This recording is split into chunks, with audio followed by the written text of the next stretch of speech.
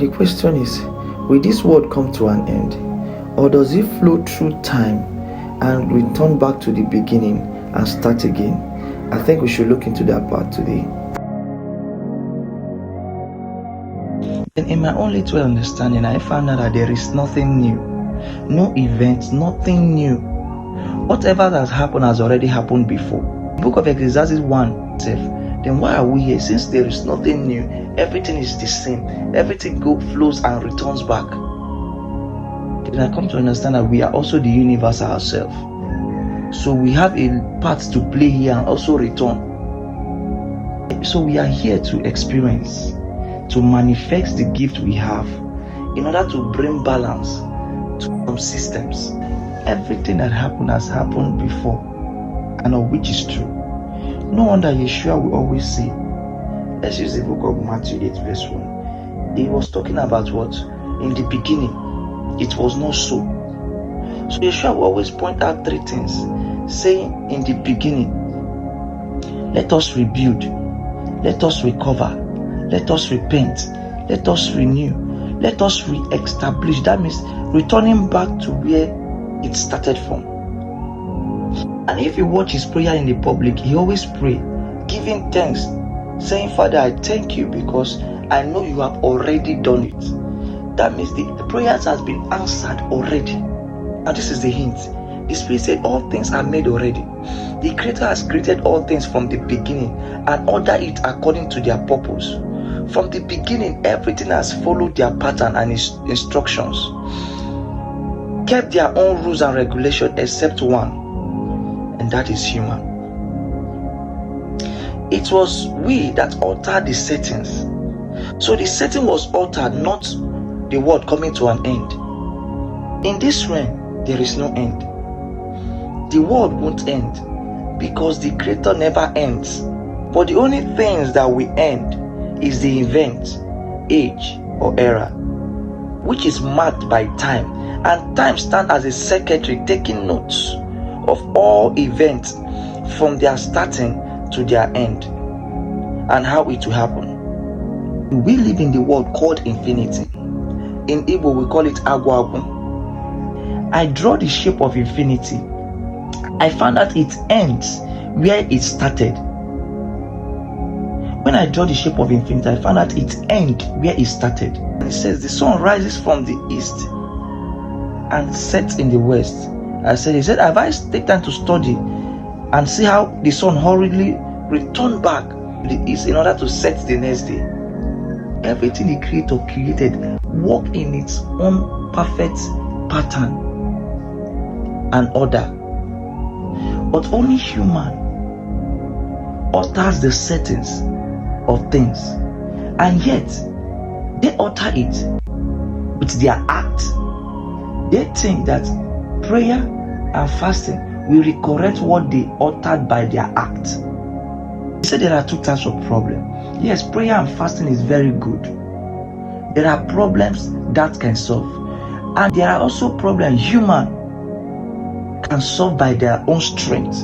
That is why they were given a body. So when human comes together and agree on a thing, that thing is established on earth and even in realms. We open another new portals, we open another new ideas. Whenever we come and agree on a thing, that thing is established here on earth and even in realms, in heavens. But when we disagree on a thing, that thing is disagreed here on earth and even in realms. For example, Yeshua entered the temple. He did not call the angels or the spirit to drive out those thieves who are buying and selling. He did it with his physical strength and might.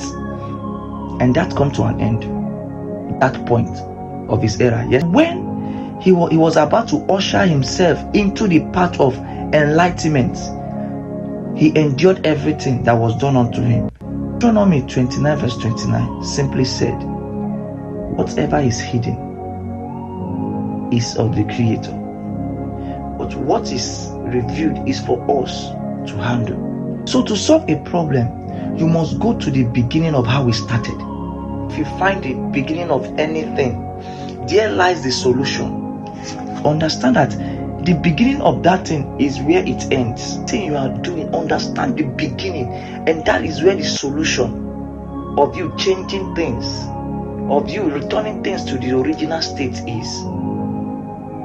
Before Abraham, he was. Before the creation, I have already offered myself to the path of enlightenment, said Yeshua. Everything will return back to the beginning, but all events is marked under time. He said prayer is a petition. It doesn't mean it will all be answered. Your petition passed through examination and most times fail because of your action. The universe is more interested in your action. That is why you were given this body. The Creator sees your heart, but He is more interested in your action, more interested in your heart. It is your heart that can delay a prophecy or what was written. King David was known for what? Yes, he's a warrior, he's a priest, he's a king, he's a prophet, and he's also a musician. And then he said your action towards everything counts more than your prayers. He danced, but to another her womb was shut. Phineas in the Bible acted, and the covenant of peace was given him. He sensed doubt, and I assume he already knew what I want to talk about concerning Phineas. Then he said to me, you are taught the path of weakness, and your mind was not trained that you are a warrior. Men created war and come to agree that any soldier that killed a soldier in the battlefield is not counted as sin to him. But if a soldier kills an innocent person that is not in battle, it is counted as sin. And that was agreed. In my own understanding, in the case of Phineas, because there was an pandemic, an act that brought about spiritual battle of life and death. So to every problem, we should look and search at the beginning, and that is where the solution lies. When you purchase an appliance, there's always a manual guide. You are expected to study the manual before acting on the appliance. Then I said most of our histories are manipulated and are hidden. He said there is nothing hidden underneath the sun.